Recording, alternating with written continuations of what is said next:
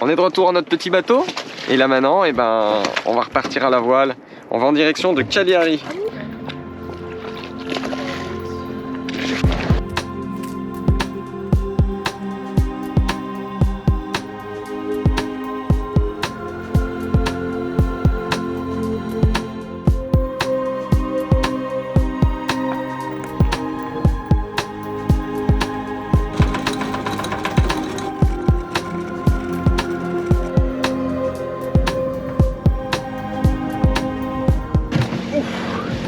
Ça y est, on est reparti. La plus grotte celle-là. La petite personne, celle-là, c'était la plus jolie. J'avais jamais vu une grotte aussi. Je lui dis, tiens là, à mon avis, on avance à 2 nœuds. Elle me dit non. Je dis, ah bon, on avance à combien? Elle me dit 1 nœud 9. Non mais franchement, C'est pas pareil. au pif, je t'annonce 2 nœuds, j'étais bon. C'est pas pareil, d'accord? Regardez, je me prépare un petit goûter, mais sans, vous voyez, hein, un petit... Non, il fait exprès parce pas que un petit gâteau. Regardez, voilà, regardez ce qu'elle fait. Non. Elle s'est précipitée. C'est que ça, il l'a acheté exprès parce qu'il sait que j'adore. Et du coup, à chaque fois, il en non, prend devant mon nez, comme ça, il agite. Forcément, j'en veux. Non, mais en plus, on a pris un géant. Faut le couper en deux parce qu'on n'aura pas assez pour la traverser. Mais si, fallait s'économiser. Mais, non mais c'est pas vrai, mais...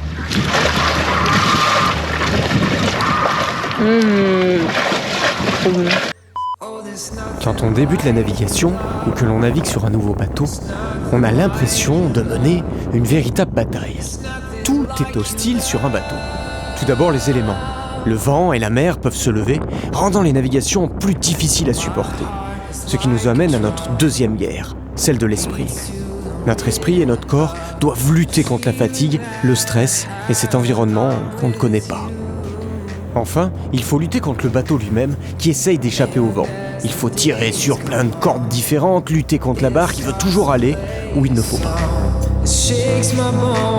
On continue notre petit chemin au près. Donc le vent vient de notre bâbord. Et donc du coup on est en train de tirer beaucoup de bord pour arriver à notre destination, qui est une destination qu'on ne connaît pas. En fait on avance, on s'est dit qu'on naviguait toute la journée, qu'on verrait bien où on arrivait. Et possiblement on va peut-être faire une traversée, une grosse traversée mercredi, mais c'est pas encore sûr, c'est selon la météo. Juste en face de nous là-bas, ils appellent ça la piscine de Vénus, parce que vraiment c'est un petit lagon d'eau bleu turquoise. Puis un jour, à la force de naviguer avec son bateau, on apprend à le connaître.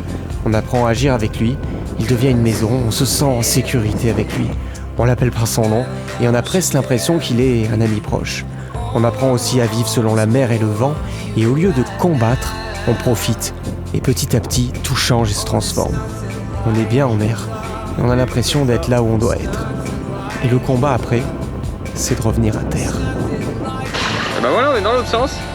On s'écarte de cette fameuse piscine de Vénus. Alors de toute façon, même si on avait voulu s'arrêter, il y a trop de bateaux. Ils sont au moins 50 dans 10 mètres cubes, quoi. 10 mètres cubes. Ouais, parce qu'ils se mettent presque au-dessus les uns des autres. Vous voyez, ça fait presque un cube de bateau. Non, je suis médisant, j'exagère un peu.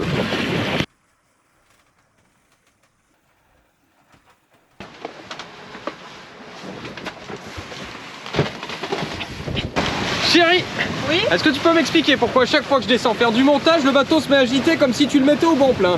Bah, parce que c'est pas moi, c'est le pilote. De 1, de 2, faut que je corrige le pilote à chaque fois qu'il part au bon plein. Donc, Comme de par hasard à chaque fois que je descends. Oui, quand tu descends, oui. Je me demande si elle s'amuse pas à se mettre au bon plein rien que pour se faire plaisir, que ça agite et que ça aille vite. Non.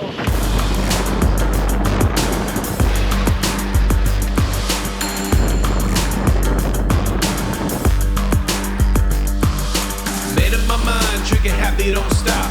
Reckless a fool, it's gonna sound like a pop. Small town, city dreams, now life is a scene. Gonna grab your attention if you...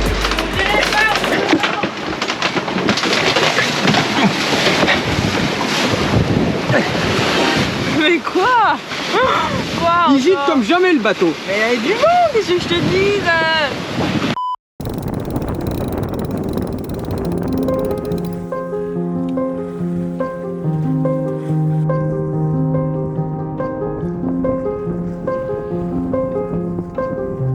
Donc là, juste à notre tribord, juste à notre droite, il y a la Cala Mariolu.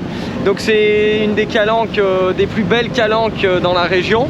Il y a celle-là, il y a Mariolu, et un tout petit peu plus loin, il y a Gabbiani, et encore plus loin, Goloritse. Voilà, c'est les 3 cas-là qui sont vraiment à faire.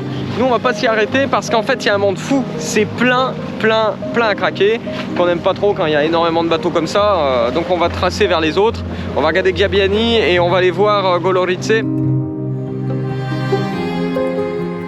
La Sardaigne, c'est vraiment une destination incroyable.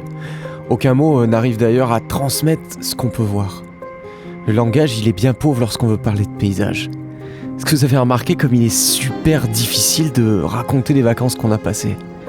On finit par dire « c'était beau, l'eau était bleue, l'herbe était bien verte, le sable bien blanc ». Et on reste sur cette description et que la personne en face, elle trouve banale. Et c'est tellement frustrant de ne pas pouvoir transmettre ce que c'était vraiment ce lieu si particulier à notre cœur. Beau, magique, coloré. C'est pourtant tellement plus que juste des couleurs et des textures. Si c'était que cela, comment expliquer que, malgré tout le bleu et le sable que l'on voit en bateau tous les jours, on arrive encore à être subjugué et tomber amoureux de certains lieux et pas d'autres, tout aussi jolis. Rien ne peut transmettre cela.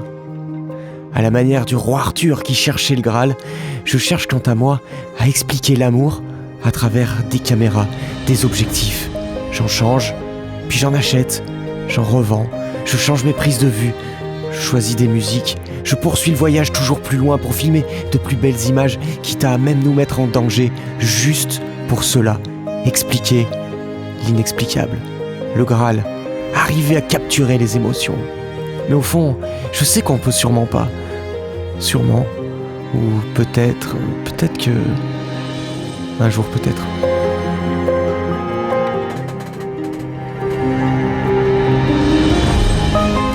On espère que la vidéo vous a plu.